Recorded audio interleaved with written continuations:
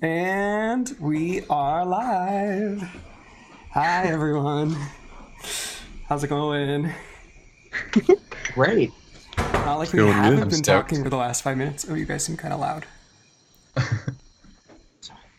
No, you can. I wasn't sure. I've made. Yes, this is a whispering session. ASMR Fate. How's everybody doing tonight? How's the volume out there? I guess It's great. let's see. Oh, you weren't asking. I wasn't. Hi. Welcome to ASMR RPG. ASMR RPG.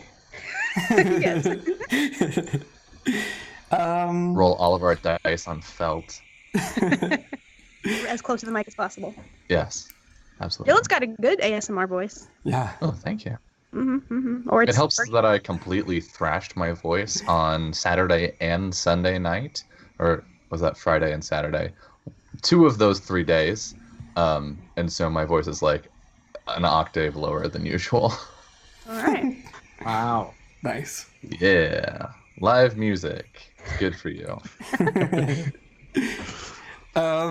Should we do introductions?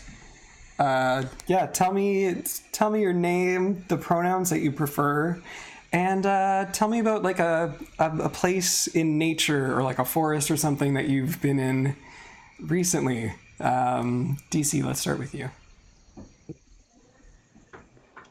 Have I ever been in a forest? Hi, I'm DC, and I am a game designer. I'm currently working on a Blades in the Dark hack called Mutants in the Night. You can check me out on Twitter below. All the information's down there. I just did an interview about myself and the game, and it was super awesome and amazing. You should check that out. And when's the last time I stepped foot outside of this Right? this unholy place? No, I went to a park like That works. 2 months ago or something. That counts. Yeah. Yeah, It's cumulative. I've been working on my game. I haven't. Amazing. Park. Look, Totally counts. we're not gonna nature shame around here, okay? No. All right. Cool. Well, thanks, DC. Nox, let's. You can go next. Hi, I go by Nox on the internet. My pronouns are she, her. The last time I was in a forest. The last time I was outside was just this past yesterday. Went for a picnic and it was really nice. That's lovely. Ooh. Sweet. Great. Amir? Hi, I'm Amir. He, him. I live in Toronto, and I'm currently in the musical Come From Away, which was announced today that it was extending till January 20th, 2019. Hey. Holy shit. Awesome. Sweet. That's awesome. Yeah. So that's great. Employment. Well, I know, right? Yeah. A lot of money. The set of the show is like surrounded by trees. So I'm kind of going to say that was the last time I was in the forest. They're real Maybe trees when too, I was- aren't they? Well, the ones on Broadway are real trees. The ones that we have aren't really real, but they look real. So, Close enough. yeah. It's the magic We'll of buy theater. one. Nox, do you want to get your food in the microwave? No. Are you sure? Mhm. Okay. Well, sweet. And Dylan. That's me. Hi, I'm Dylan. My pronouns are he, him. The last time I was in nature was always because I live in a national park. So, yeah, I live, I'm not going to say precisely where, but in the Presidio in San Francisco, which is technically a national park. And I have trees outside of my window. So that doesn't suck. That's awesome. As someone who doesn't leave the house a whole lot because I'm very busy and also self-employed, it's nice to have nature right there. That's cool. That sounds lovely. Nice. Cool. Joel? That's me. I am Joel or Jolie, and my pronouns are he, him. And I have a lot of nature around me too in this city. There's a really big, I think it's a national park nearby, and it's beautiful. And also there are tons of mountains, so I get to do hikes sometimes up the mountains. It's nice being in the Pacific Northwest, so it's beautiful. Yeah, I don't know the last time I went hiking though, to be honest. It's been a while. Yeah, and that's me. That always happens when things are like convenient. It's like, oh, I'll get to that, and then you just don't because you've got other stuff. Yeah. Yeah. And it's not quite close enough to like ride a bike to or something, and I don't own a car. Mm-hmm. So it's like it's just too much effort to go. But it's right there. Just right there. Yeah. All right, well, are you guys ready to play a role-playing game? Yeah. Ready as I'll Yes, ever be. please. I'm so ready. I'm so ready. Let's do a thing.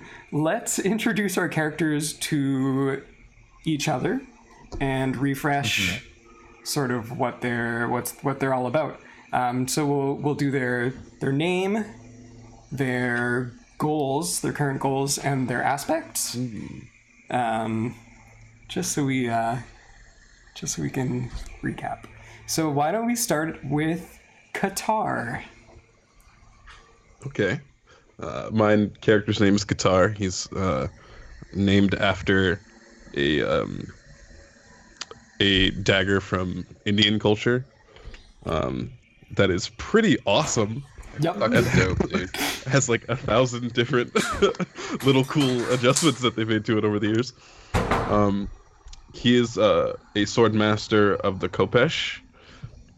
That is a group of sword masters from the Ringwood, or who, I guess you could say from the Ringwood. His goals are that he must become the best sword master, and he must befriend Belladonna in order to find his true self. Ooh. Amir, your face. What? Things were happening when I wasn't looking. Things were happening. His other goal is, I didn't mean to leave everyone behind. I must convince my family that the path I've chosen is the right one. And his main aspects. All the feels. I can't wait. He has the ringed eye, which is something that people who are welcomed into the Ringwood have so that they can navigate it themselves. He is dangerous, and he is also defensive. Mm-hmm. Yeah. That is. I was so excited for this. It's gonna be great. Let's do the next character. Let's do Emmeline. Oh shit. So Character in a game. I'm like, where do I start? Oh yeah, say your title as well as part of it. Yeah. Yeah, so I am playing Emmeline Grimminger. I don't know how you say her last name yet. She is a Knight of the Rose, Order of the Thorn of Glass, otherwise known as where's it at? Oh yeah. I wonder if I have it somewhere. Glassdorn? Is that the name of the family? Glassdorn, yes. Yeah. Thank you. Otherwise known as Glassdorn. Yeah.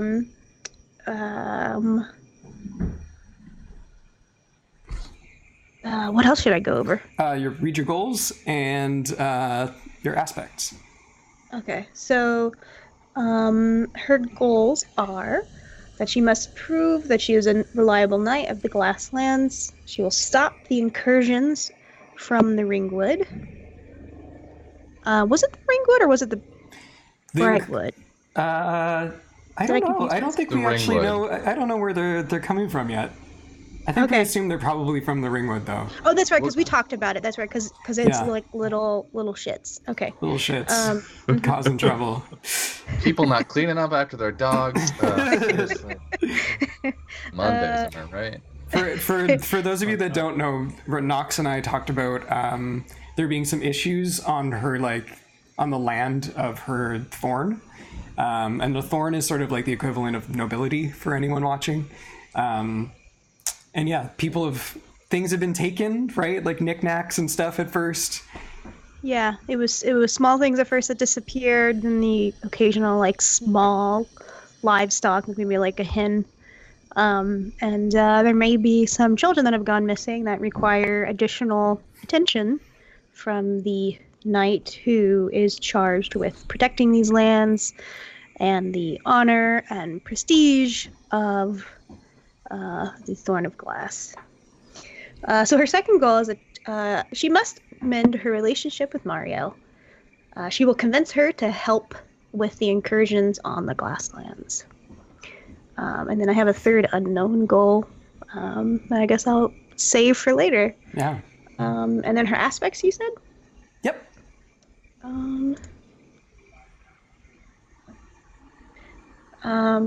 So do you want me to go into detail for the aspects? If you want to clarify them a little bit, sure. Okay. Sorry, I'm like taking forever. Yeah, no worries. So her aspects are, her first aspect is Seeds of Defiance. So she was born in the Kingdom of the Rose to a wealthy artisan family, but there's a part of her that kind of doesn't like how the knighthood is run, I guess you could say. Mhm. But one of her other aspects is that she's married to her work. So there's a part of her that will also uphold it. So the Seeds of Defiance is there just to indicate that, like, those kind of doubtful thoughts are just blooming, since we're going with all this nature comparisons. Nice. So I just covered two aspects, married to her work being one of them. And I think that one's pretty self-explanatory. Mm-hmm. And then the last one is pursues the romantic. So because she grew up in the art galleries and bard halls of the Kingdom of the Rose, which is where this Knight Order is from, she kind of has this romanticized our view of the world, you know, based on what things were painted and what stories bards told and stuff. It's been so long. It's been just long enough that Joel and I talked about this. I almost kind of forget some of it. That's fine. So I'm like, what is it? What's her deal? What's her hang up? Right. Okay. Yes, that. Yeah. Yeah, she loves all the like old songs about the knights and anything that's like romanticized. Right? Is that sort of what we talked about? Yeah. Mm-hmm. Yeah. I'm really into the fact that two of your aspects almost oppose each other too. It'll be really cool to explore what comes out of that. Yeah. Emmeline's gonna be amazing. And she's badass. Let's talk about the skill. Because I know that you were switching some skills up from last time that we talked. I guess you're going to move militia up to +4? Yeah, so I did that. So her best skill is militia, followed by good, resolve, kingdom bound, fitness. Last but not least, calm, observation, musicianship, and writing. Cool. What are you going to put in that second slot there for yours +3? I don't know. Do you still want intimidation? I don't know if it's quite the direction I'm thinking of with her. Yeah. Like, I don't know if it fits the vision I have in my head. Smoochmanship. That would be charisma, right? Yeah, it would be charisma. I actually did think about doing charisma. That'd be cute. Yeah. Okay, well, you don't have to fill it in yet. You can always fill it in as we play and see what comes out. Does that sound good? Yep. Awesome. All right, let's do the witchy Belladonna. That's me. That's you.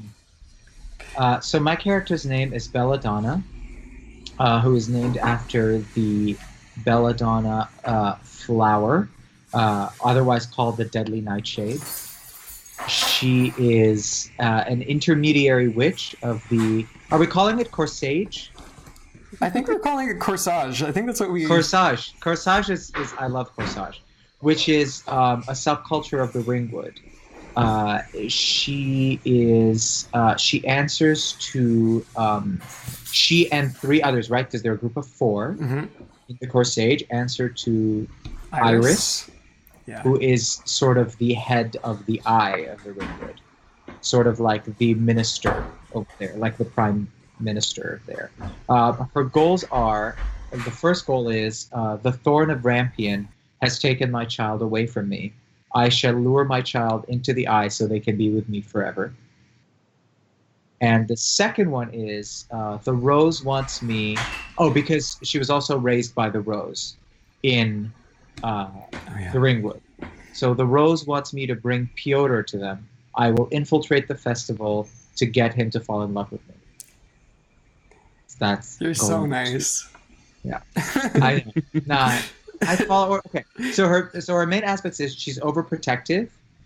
So she's very loyal to those she cares about, mainly family and the rose or the iris sect. Very overprotective, prone to trickery, because she's a shapeshifter, and she's sworn to silence to authority.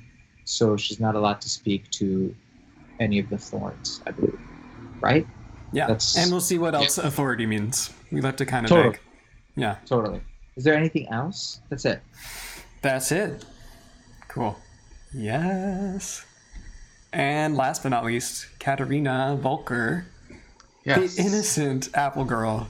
Yes. So Katerina Volker is Bristledale's apple girl. Her goals are: Piotr will be mine. I will make him love me. My curse haunts me to this day. I will convince Agatha to tell me how to dispel it. And I shouldn't have fed in front of Emmeline. I will convince her that I'm just a normal girl. Whoa, wait, what? My aspects are perfectly normal. I have never been anything else, and I'm definitely not cursed. So my aspects are created by magic, still a wolf, and the quiet touch of death. Yeah. So wait, what is the quiet touch of, like, what does that mean? That's a really good question. Oh, I cannot wait. Did we talk about this in the last stream about what she does? Yeah, I think I covered it a bit. Because when we did the Tales thing, right, we connected each of these with like aspect-y kind of things. Basically, she survives off of the life energy of others. Yeah. By which I mean food, obviously, and not people. Yeah, exactly. She eats food like the normal girl that she is. So Nox, the thing that Dylan and I were talking about is Dylan's character, Katerina, thinks that you maybe noticed her using her quiet, like, life force absorbing powers on someone, but we're not sure if you actually know it. Like, it's possible that you didn't. There's no visible effect. It's not like all of a sudden a bunch of magic shit happens. It just happens sort of imperceptibly. Katerina, knowing that you're a Knight of the Rose, has assumed that you noticed, and like have some kind of supernatural ability to tell that maybe she's not what she says she is. But whether or not that's the case, I suppose is up to you. I guess we'll find out. Yeah. Cool. All right. How's everyone feeling? Excited? Okay. I'm excited. I'm nervous. I'm excited It's too. gonna be good. Yeah. Okay. Well, let's get started then. Okay. So we begin in the spring in the Kingdom of the Woods. It's been 8,000 seasons since the kingdom last saw their figurehead, the Rose. They've been missing for all of this time. In that time, the kingdom has built itself up. They've created a council of descendants of legendary members of stories almost long forgotten at this point, who have passed down their gifts to their descendants, and these thorns now lead the Kingdom of the Rose. Further from this settlement, there is an area called the Brightwoods, and the Brightwoods are sort of this middle ground between complete magic and sort of order, the order of the kingdom, and it's sort of caught in the middle. Here, the people value nonviolence. They value diplomacy, and they've sort of tried to make their own way despite the competing forces that surround them. And then deeper into the woods, we have a place called the Ringwood. And here is a place that completely embraces fayness or enchantment. This is where people go to find themselves, to find who they really are. And sometimes get lost, or as some of the local folks might say, they got ringed, which means they went to the Ringwood and they never came back. So that is our world that we've set in. Currently, like I said, it's the spring, and soon it will be the Festival of the Rose. In the town of Bristledell, folks have been setting up for the yearly festival, putting up banners and booths, setting up a sort of courtyard where dancing and eating takes place. In the kingdom, the lords and ladies, the lieges, the thorns, are making their preparations to make their journey from the kingdom to Bristledell. And for this current festival, something that Nox and I had talked about, every 5 years, there is a Festival of the Rose where one of the knights, through competition, is chosen to be the champion of the knights, and they go in to the Ringwood to find the rose and try to retrieve them. And they have 5 years to bring the rose back. So this is that cycle. The cycle has come around, and this upcoming Festival of the Rose is the one where a new champion will be chosen.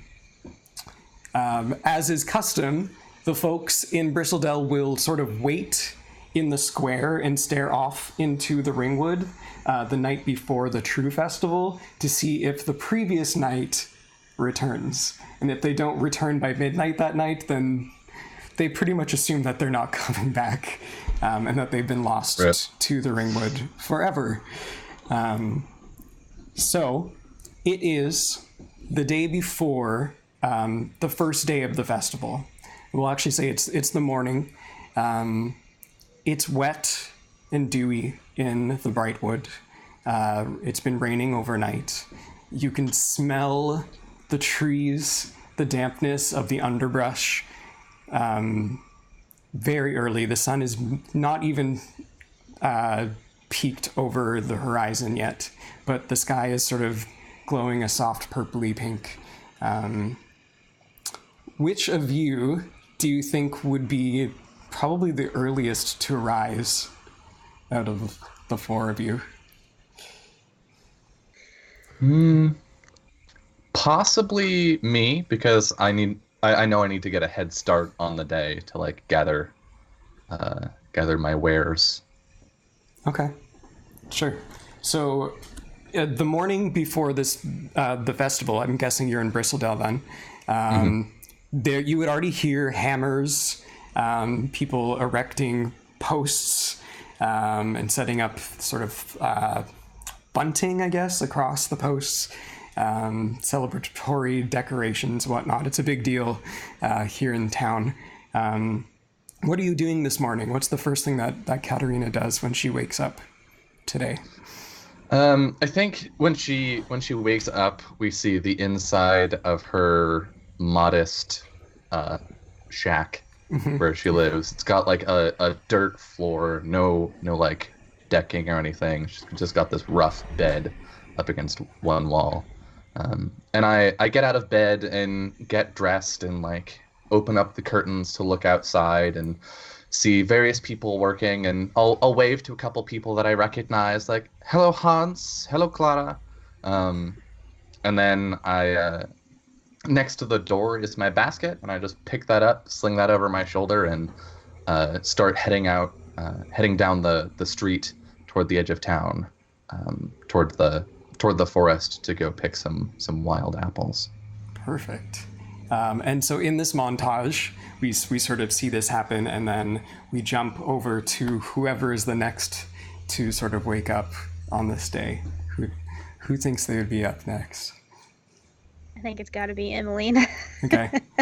She's at least waking up like when the sun rises. Yeah. So you would be in the kingdom where the lords and ladies and the thorns are making their preparations for the travel towards the woods.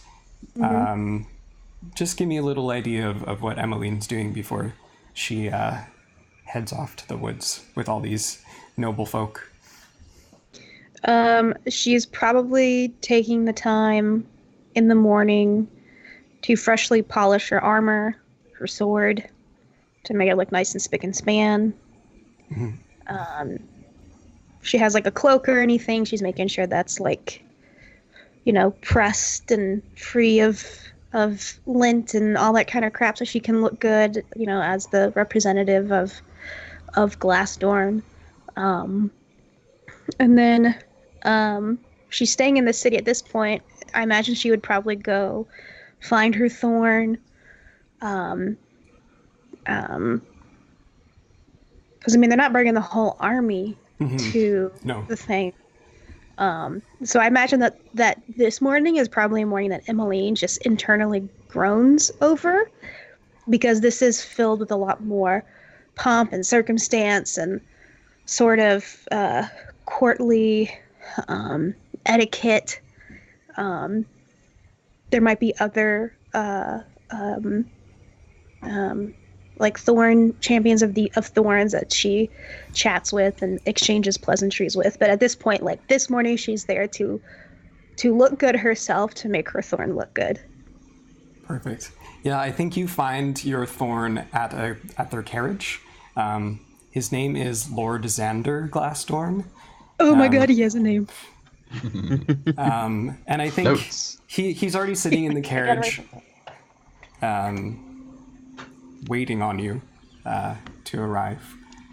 And fucking Lord Xander.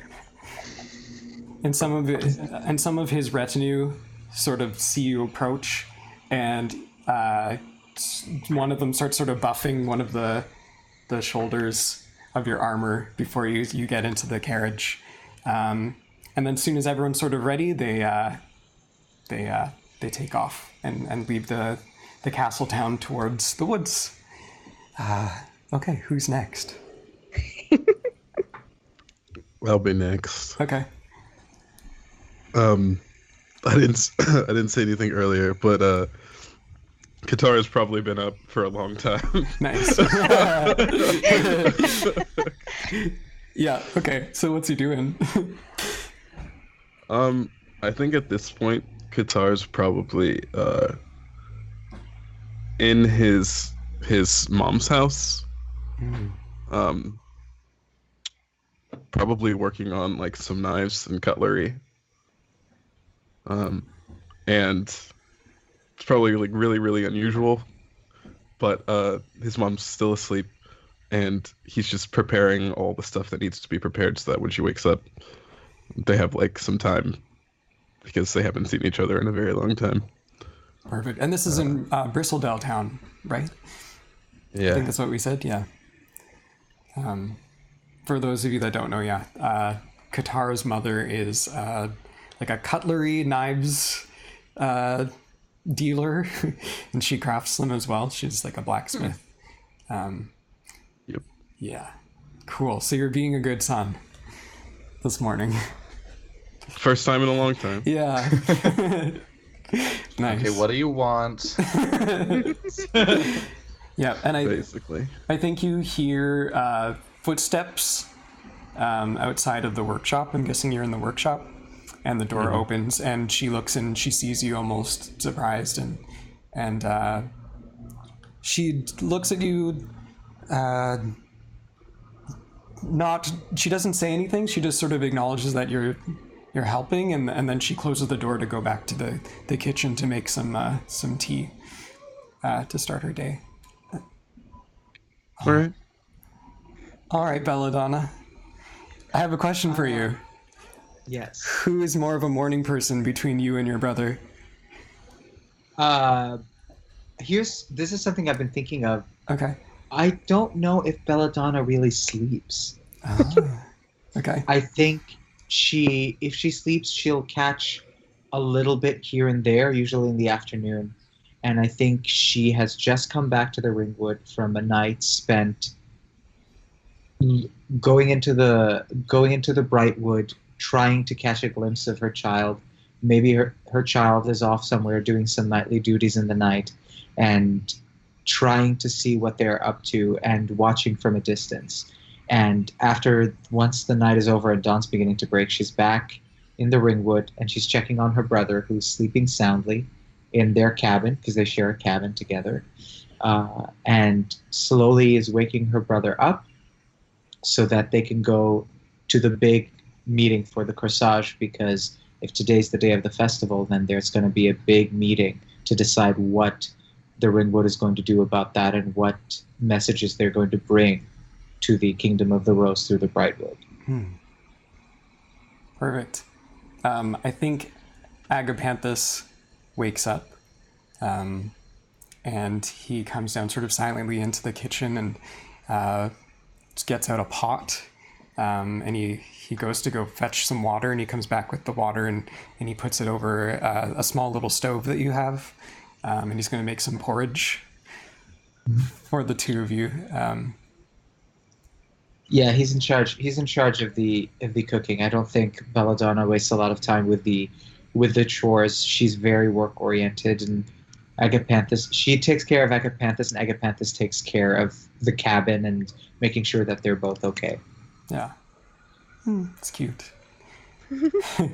Okay, so what I'm thinking is, the Thorns and all of the nobility will arrive later this afternoon.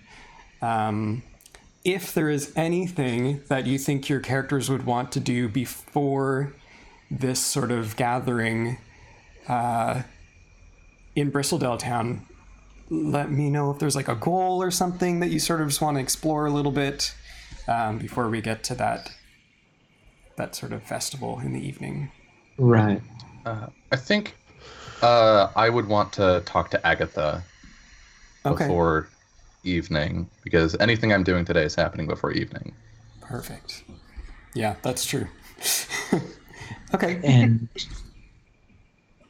And I think I need to know what this meeting is about and sort of make sure that I have the agenda that I need in order to go into the festival, because I, as a prime member of the Ringwood, should already know what happened to the knight that has already been there for 5 years, and what they want me to bring with them as messages to the kingdom and to the Brightwood. Great. Okay. Anyone else? I want to find out who's aiming to enter the Ringwood, and look at the prospects. You mean of the knights? Yeah. Yeah. Okay. They'll probably arrive a little bit later in the day. So let's start with Katerina. Okay. And we'll set a scene. So you're going to go meet Agatha? Yes. The Hedge Witch? The Hedge Witch. Okay. Yeah. So my thoughts are that Agatha doesn't live in Bristledale Town. She's got a small little, like a cottage. Kind of like a cottage. I feel like it's built into the earth a little bit. It's like an herb garden next to it. Yeah, and there's mossy trees that sort of claw their way over the sort of mound that she lives within. Yeah, and I think you approach the door and knock. Yeah, I imagine she's sort of like, my routine is I go out into the forest, I gather apples, and then on the way back to town, I swing by her home. So it's still pretty early. And so I knock. Guten Morgen, Frau Agatha. And Hello. There's silence for a moment. And then the door sort of swings open, and she's sort of in the shadows a little bit. She goes, "What do you want?" I brought apples.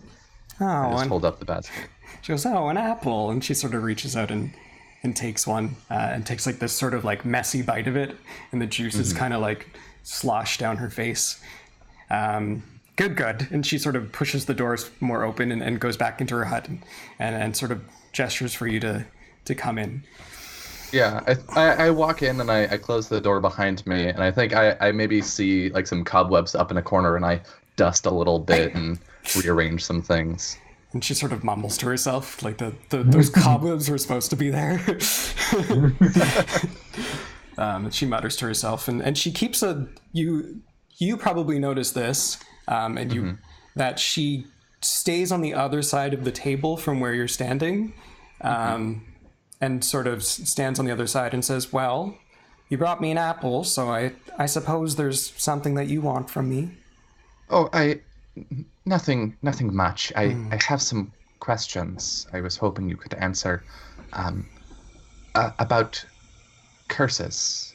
Curses? What would you want to know about curses? She looks in sort of like conspiratorial.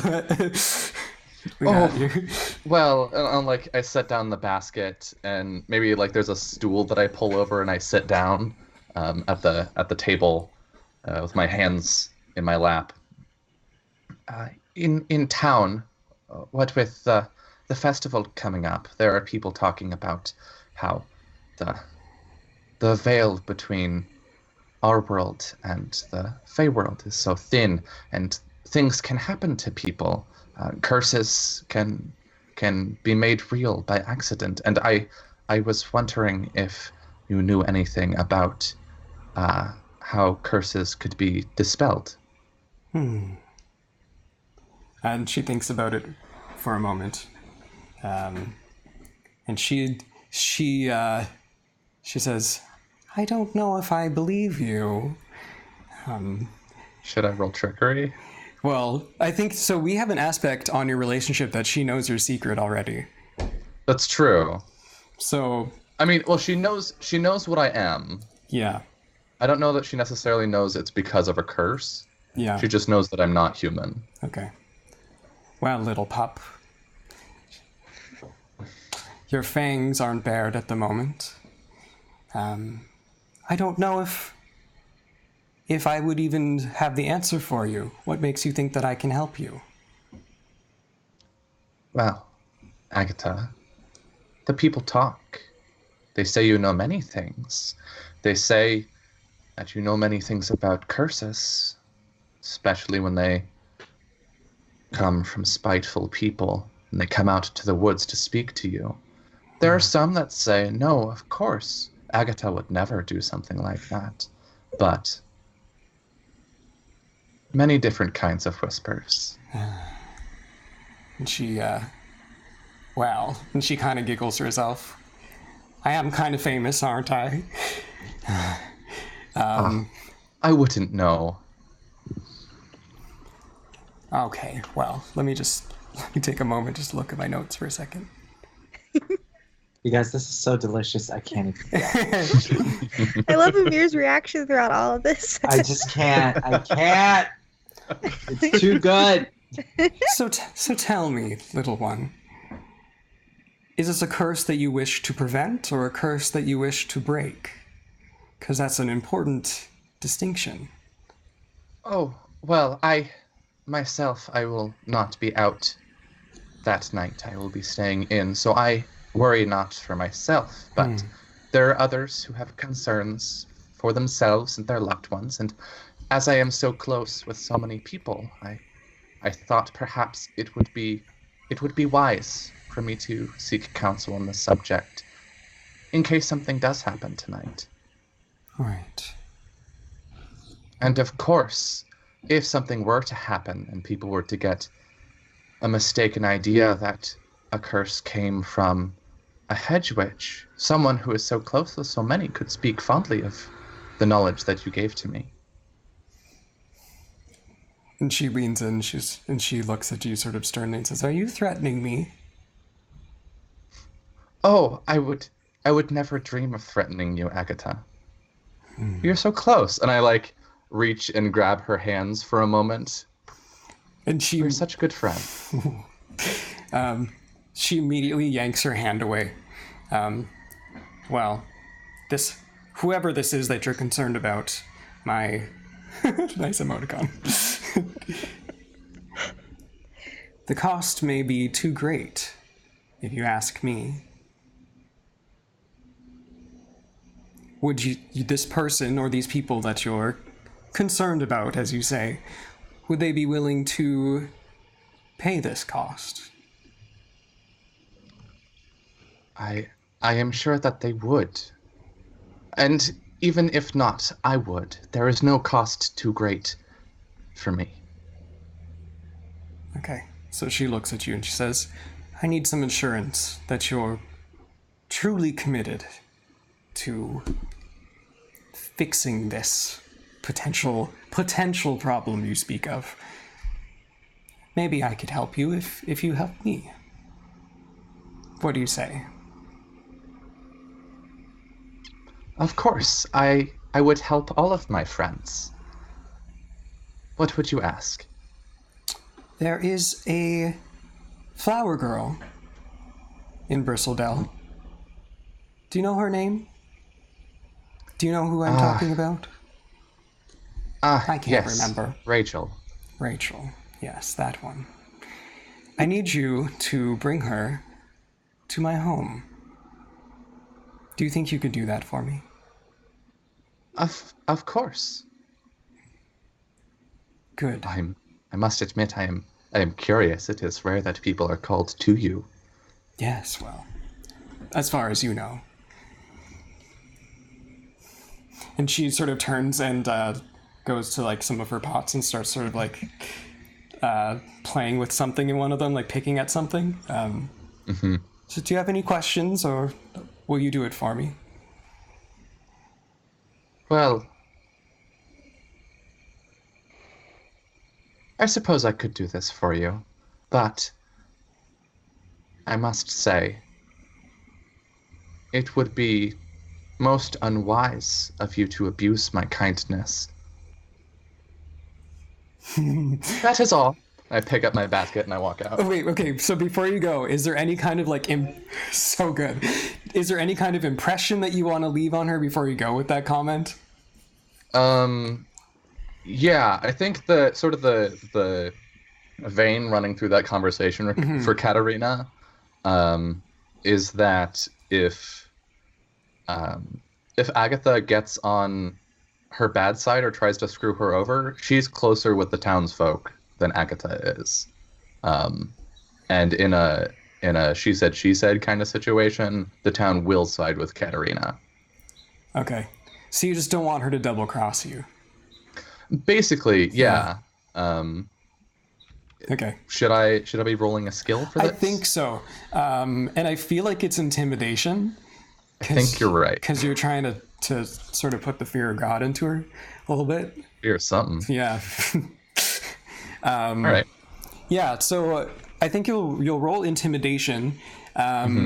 If you don't succeed, you will not know her. You will not have that sort of assurance. I don't know if Katerina will know that. Right. But you, Dylan, will know that you don't have the assurance of the hag. So now that we get into mechanics, yeah. I've read Fate stuff, but I've never played a Fate game. Yeah. So I'm gonna ask some questions. For sure. I don't have any stunts that apply here. But can I like invoke one of my aspects to help myself? What do you think could be helpful? I think oh god, any of my three aspects I feel could be used to make this intimidating. It would be more of a question of which. Yeah. How do you want to flavor it? I think I want to invoke Still a Wolf to have like a sort of sense of predation come through in the conversation, where like when like you go to the zoo and you're like, oh look, it's a bear or a wolf or some kind of predator, how awesome, and then you have that realization that the only thing keeping that thing from eating you is about 10 feet and like a wall. I think it's that sort of a situation Yeah. where Katarina's being kind of nice, but it's very clear that in the between these two people, the predator prey relationship is that Agatha is Katarina's prey. Sure. I might also give you an extra modifier for free because she already fears you. All right. Just to sort of work that in, because I think it makes sense because you're trying to scare her and she's afraid of you already. Okay. Do I need to spend a fate point to invoke my aspect? Yeah. Boop. So, did you delete one? Yeah. What you're going to do Sometimes. is there's a little button in the character sheet underneath the name of the intimidation skill. Yeah, I see that. You're going to click Press that, that. and then it's going to ask you for a modifier. So put +2. That's 2, right? Yep. Difficult. Oh, you know what? I should roll for her. Can I do this really quickly? Don't look at the stream. Ah!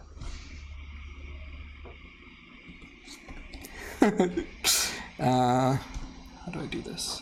4DF. I'll set the difficulty with her skills. Okay. This should work. Oh, it's a 1. Okay. So She's doing great today. and so your intention is to prevent her from double crossing you, basically. Yeah. Okay. All right. So modifier difficulty 1, intention to prevent Agatha from double crossing me. Perfect. Oh, yikes! Seriously? Yeah. 40F plus 4, and I got 0. What? Wait, Yeah. how is that even possible? So I see 3 zeros and 1 minus. 40F +2 +2. There's Yeah, a ++2 in there. Oh, I think because something in the weird. modifier put +2, not just 2. Oh, I see. So it should have +2 on there then? Okay, so you got 2. Woo! All right. You see, like, the color, whatever color she does have in her face, kind of drains a little bit, and she sort of steps backwards to sort of steady herself on a little, like, countertop behind her. And she says, very well, run along. And she looks at you pointedly and sort of waits for you to get out. Yeah, I blow her a kiss. Always lovely speaking with you, Agatha. And then I head out. And as you like close the door behind you, she just snarls and turns back to her little potions. So good. That was too much for DC. Yeah, he's like, He's like, I'm out. Out. He's like, Too much? she's a monster. No, I'm perfectly normal. What are you talking about? Oh my gosh, So good. you guys! I don't even know where to go. So speaking of not knowing where to go, Oh my god! so you said that you wanted to do something, right, Amir? Like, yes, I wanted to. There's a corsage meeting, and I have to. We're all attending it to know what our tasks are and what our agenda is. Yep. For that, for the nightly festival, but I also have my own agenda at work because I know that this is the time that the people are at the festival who I need to talk to, and I need to get one step further to getting my child, and I need to get Piotr for the rose. And that is a whole other objective than what I'm going to get from the iris. Right. Okay, so you just want to get. Wait, let me take a look at your sheet here. So you just want to know what, like, information from the iris? Is that? Yes. So I want to know what happened to the knight, what they're expecting, which knight is going to win, or what contest we're laying forth for the knights, so that we get one of them in. Okay. Yeah. Okay. So it's a little bit later in the morning. I suppose you and Agapanthus go to the eye together? Do you live in the eye? Yes. Did we decide where you live? No, but I believe we would live in the sort of outskirts of the eye. The eye, I would think, is just purely governmental in a way, and purely it's a place to come to, but nobody really lives there. Right. That's what I would think. Sure. So, and you have the ability to step into the eye sort of unaffected, at least. Yes, you're because part of... because I was born there. Right. Okay.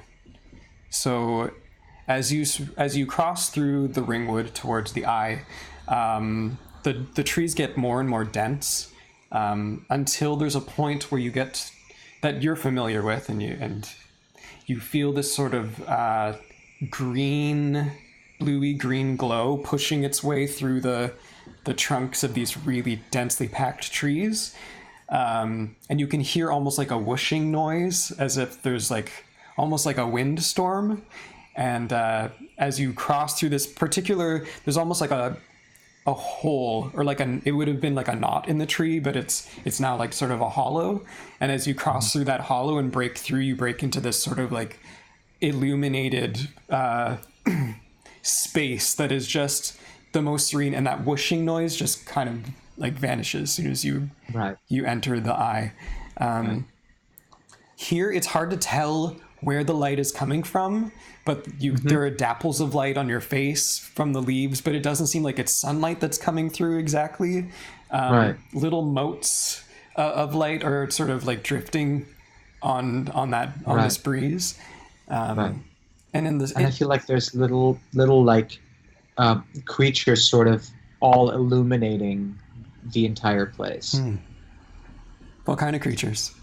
What do you think? I'm just imagining like a beautiful winged some sort of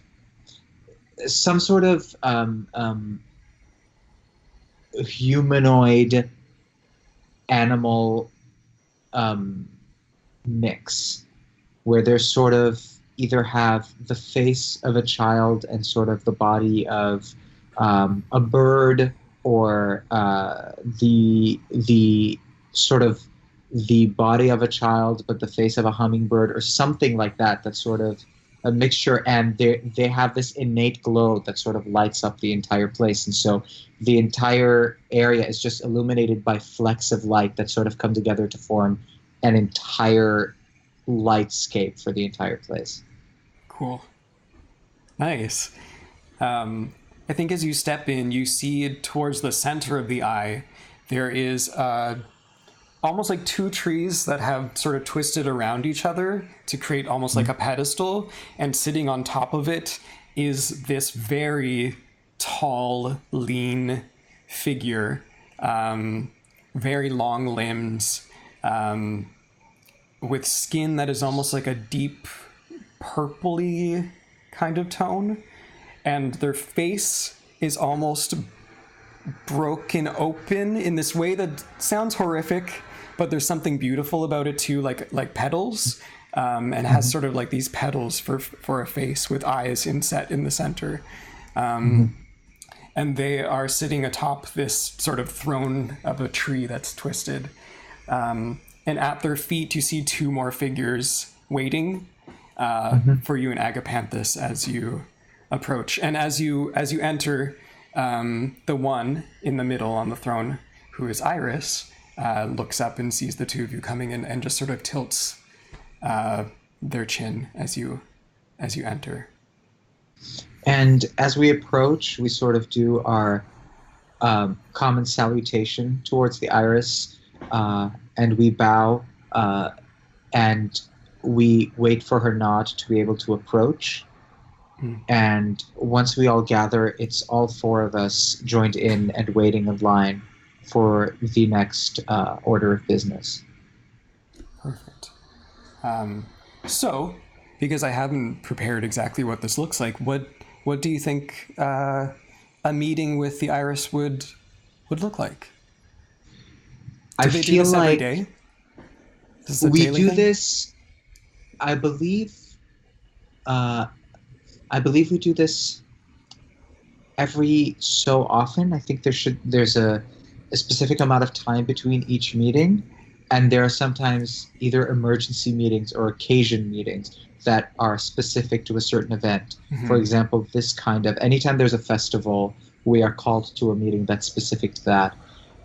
Sometimes we are called one at a time, but when we are called all together, and when we are called for something like the festival, there's usually a larger amount of people. It's not just the members of the Corsage, but it's other members of the ministry, other members and citizens of the Ringwood that are there. And sometimes there are people there that we do not recognize, or citizens there that we don't recognize, but that have to do with something specific that the Iris would like us to do. I kind of have a feeling that when the Iris speaks, it is almost as if the sound is not coming from the Iris. It's almost as if it's coming from the entire area itself, but we know that it's the Iris that's speaking. Yeah. Cool. And I feel like we await complete instructions, and then at the end, if we have to ask any questions, there are only 3 questions we are allowed to ask, and that is it. And then once those are answered, we have to be on our way. And failure is never an option. Awesome. Do you wait for Iris to speak, or? I think after our salutation, we always wait for Iris to speak. Okay. They look off in the general direction of where Bristledale town would be. And there's something so serene about the way that Iris moves. They look almost like they're made of like wood, and yet they don't creak. There's something very organic and flowing about every movement of Iris. And they look off towards Bristledale, and they say, well, it's that time again, as you know, their festival. I assume they'll be sending another. And of course, as you know, we will do exactly as we have done before to protect our guest. And she looks sort of knowingly at Garland, who is one of the other witches. And she is sort of this stout, kind of broad, kind of dwarf-like person. But they have whiskers. Whiskers, and there's a tail swooshing, like a fox's tail swooshing Right. behind her. And she looks up and she goes, yeah, I did a pretty good job last time. And she kind of just like, she just beams this sort of foxy smile at Iris, and Iris says, yes, that you did. So when the next one arrives, we need to make sure that we're ready to accept them and embrace them, as we always do. And I think Agapanthus pipes up and says, I have made every arrangement to do so, and I will make sure it is all completed by the festival time tonight. And I turn to Iris and say, is there anything you would like me to do that is different from what I usually do every year? Well, and they sort of consider this a moment. I'm certain they haven't made any improvements as we've all come to learn these last, what has it been, 2,000 years now that they've sent these champions of theirs to find our beloved. I don't think there's anything that could surprise us at this point, do you? Well, what I wanted to ask about, Iris, is that there is a knight that belongs to the Thorn of Rampion who resides there. I would like that knight to be the next candidate that comes in. We can do with that knight as we please, but I would like it very much if we tried to make it so that they were the ones who come in this year. Is there any way that you could allow me to work on that? It's not really our place to meddle. Now, is it? Why this one? I just have a feeling that this one would not be anything that surprises us. As you know, every year, still to this day, no knight has been able to succeed, but it seems to me that every year they have grown a little bit stronger, and I fear that the Rose may finally be at some risk, and they may finally be able to get closer than they ever can before, and I feel that because of that, we cannot allow that risk to grow any further, and so we may have to intervene in a way that they do not know and choose someone we know will fail.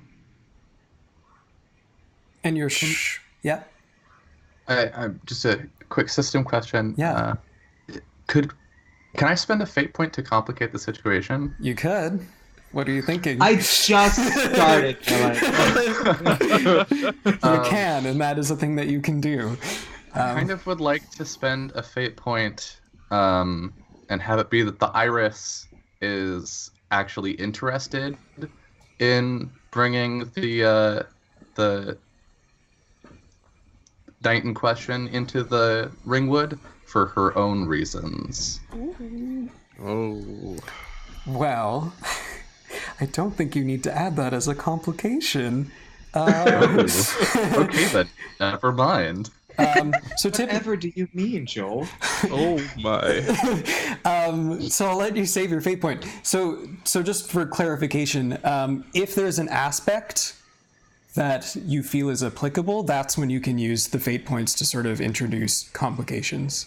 Okay. Otherwise, I think I gave all of you a stunt where you can add a detail about something within your own subculture for free once, and then you can spend fate points otherwise to do that. But yeah, I wouldn't worry about spending a fate point on that, Dylan. You can save your fate point. But thank you. So do you want the Iris to want that knight in for their own reasons? Yeah. Okay. Potentially. Okay. Sorry, but what was the last little thing that you... I said every year it gets wanna make sure they riskier fail. and riskier, and I want that. And I also have one more request. What's that? Once we bring this knight in, we can do what we want with it, but I would like to take care of them.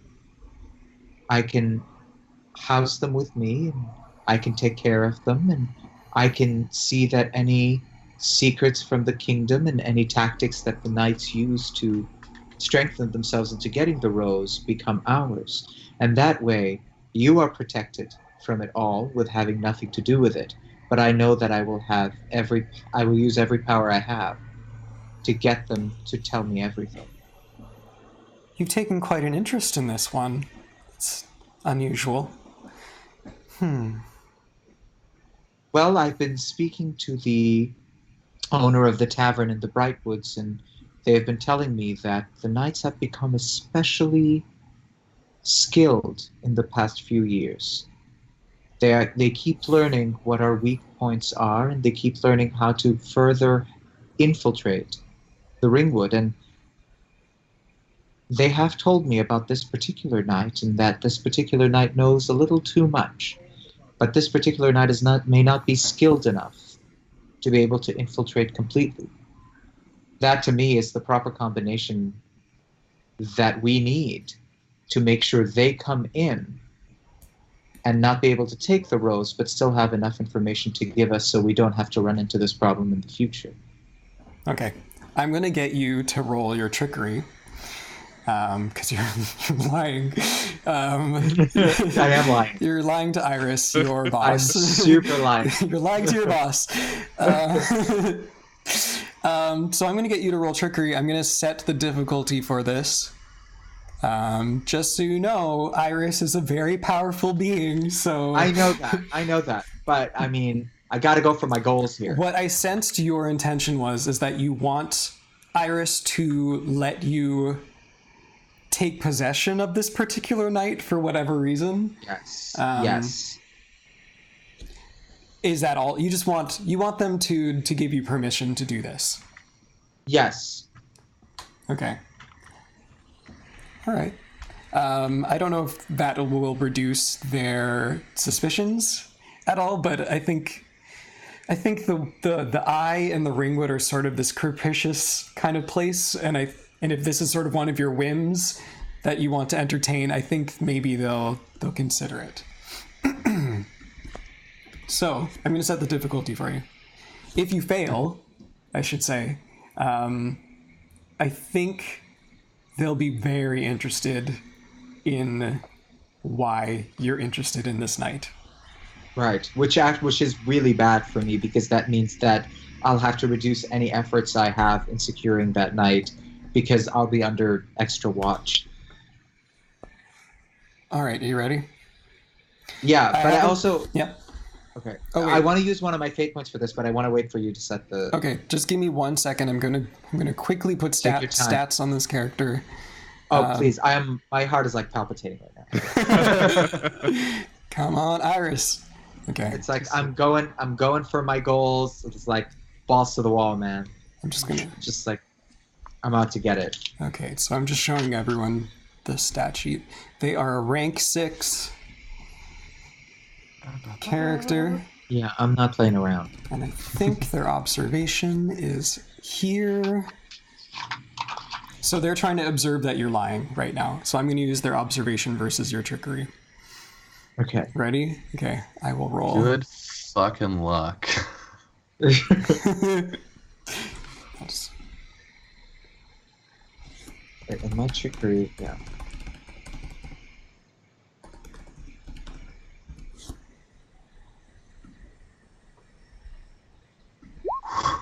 What is it? Ooh. Oh my! Oh no! Yeah. Okay. So No! it's a difficulty 6. Good luck. Girl. Good luck, Belladonna. Do you have any You stunts? can do it. Do you think? Okay, but then do you think that it's worth it to use my like a fate point for this? Do you have something that applies? Yes, overprotective. Okay. Yeah, you're trying to. I need to protect my child. That's why I want them. That's why I want them to be mine. Okay. I don't want them to just go into the ringwood. I want to make sure that I have them, and they do. Okay. Yep. Does that count? Yep. Yeah, I'll let you use a fate point. Okay. Take it away. Okay. Go for the roll. Okay. So wait. So when I'm gonna roll trickery, and is there there's okay wait. Why isn't it happening? Wait. Give me one sec. Sorry. Yeah. Okay. Modifier what? 1? 1 for the fate point. 1. So the next difficulty 6. Yep. And then attention to get Iris to agree to get my to the ringwood under my protection.